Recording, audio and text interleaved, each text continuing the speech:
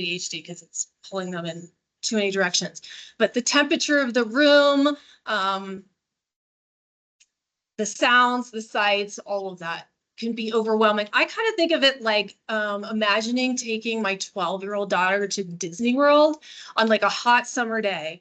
And you're like, the sights and the sounds and the heat and the melting down kid who's had too much sugar and you're standing in line. All of that is like, what's going to happen? You're going to lose your temper a little bit more quickly. And for people with ADHD and the sensory regulation thing, it's kind of going on most of the time, which leads to emotional regulation. They look like they're a little quicker to lose their temper, but it's because there's so much coming at them. Okay, so I'm gonna stop talking for a minute. In your department with your teams, what kind of challenges might someone with ADHD encounter on a daily basis?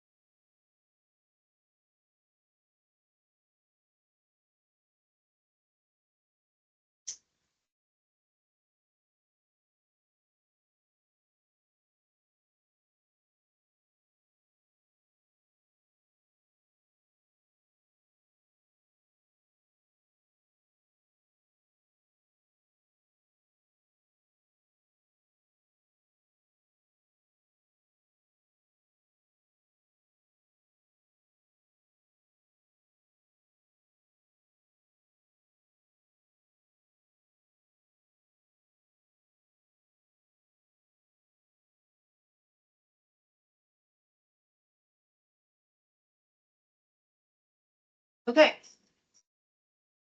Autism. So this is our third most common neurotype. People who are autistic will have challenges with changes to the routine or the plan. They prefer to have structure, to know what's expected of them. And when you ask them to pivot, that might really throw them for a loop. So they prefer routine and structure. They will likely have difficulty making connections with the people around them, picking up on social cues. So I just lost my train of thought. Bring it back. So whatever the social situation is, it may be challenging for them to figure out, what does participation look like? How do I participate in the conversation? Conversations kind of have this weird flow and sometimes shift and pivot, and being able to pick up on that and roll with that and know when to change and when to stop. That's all very subtle, and try explaining that to someone sometime. It's really hard to do. There's really no rules. And so they don't really pick up on that very well. They're very literal in their communications. They're not going to read between the lines. They're not going to pick up on subtleties. You need to be direct and clear with them. And they're going to be like that with you, which sometimes comes across in our culture as being a little forward and abrasive. Being direct feels a little attacky to us sometimes. So just know that that might be a thing, the way that their brain works. And then again, the sensory regulation and the emotional regulation, there's a little bit of an overlap here with ADHD. And in fact, there are about 30% of people who have one also have the other. So they go together a lot of the time. Think about your department. Think about what you're asking your teams to do on a daily basis. How might having autism impact them?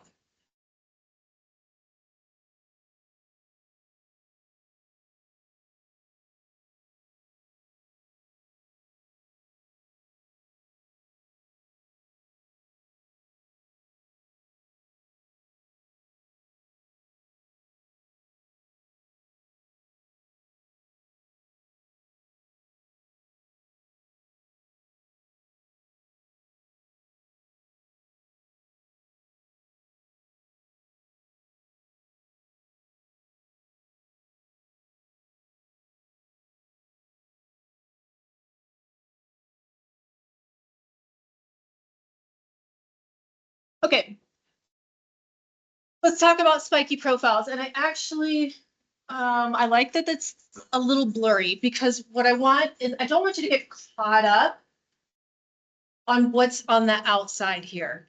We could design one of these for your personal life.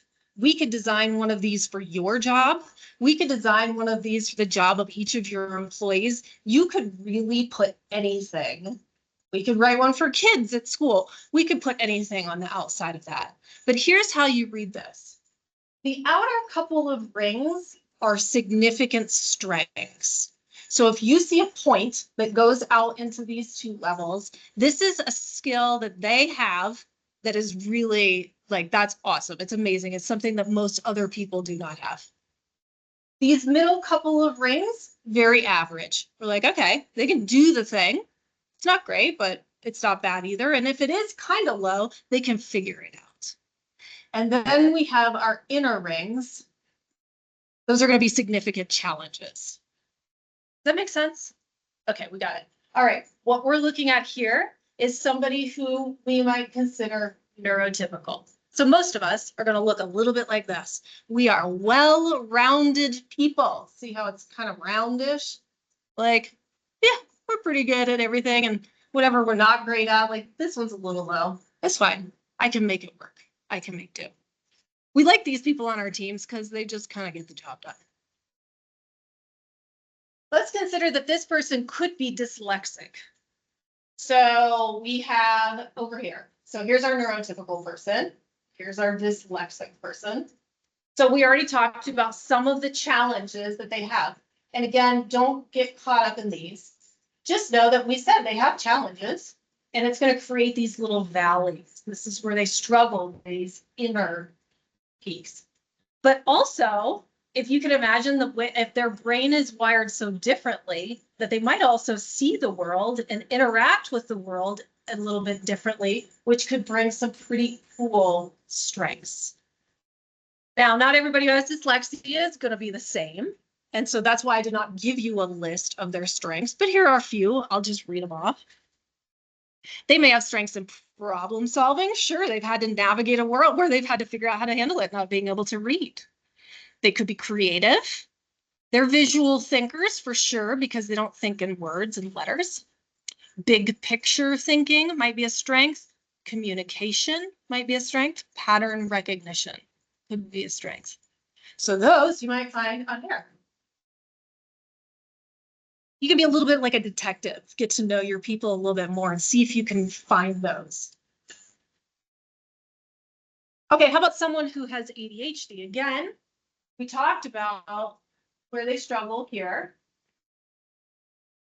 but they also bring some of these strengths, which include creativity, quick thinking on their feet. They're good under pressure, problem solvers. They have a lot of energy, but also when they're really focused, there's a thing called hyperfocus, and they can get way deep into it and kind of lose track of time, which can be good if it's being used in the right way. They're risk takers, so maybe they'll push a little bit where other people are a little too nervous to push. Empathetic, and problem solvers, because again, they have to navigate the world a little bit differently than everybody else.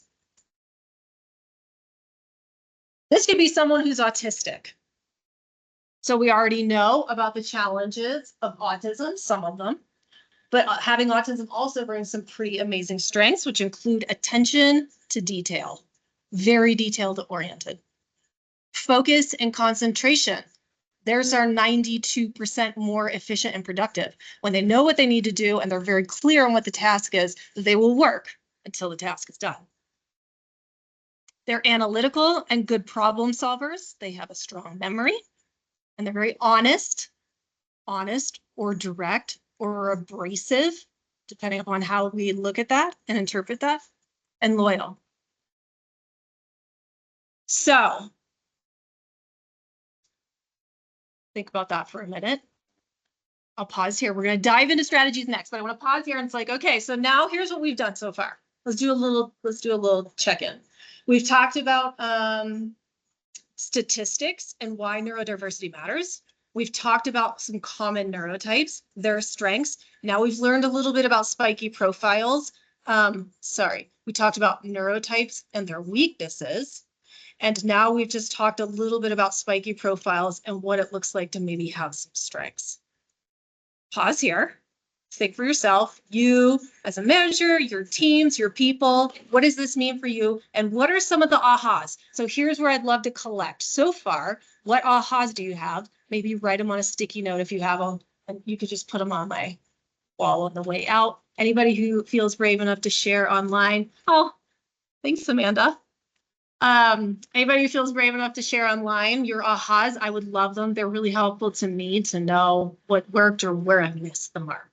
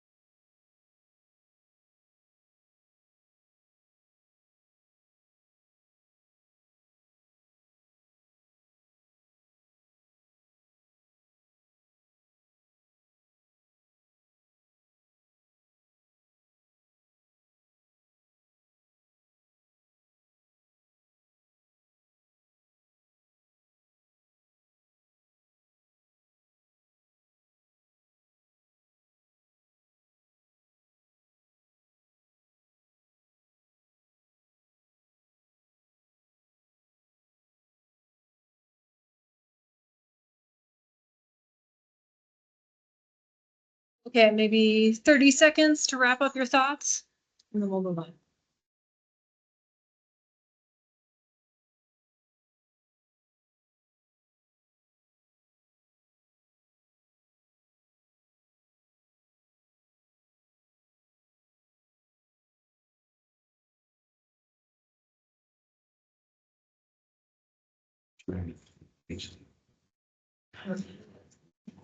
Embrace it.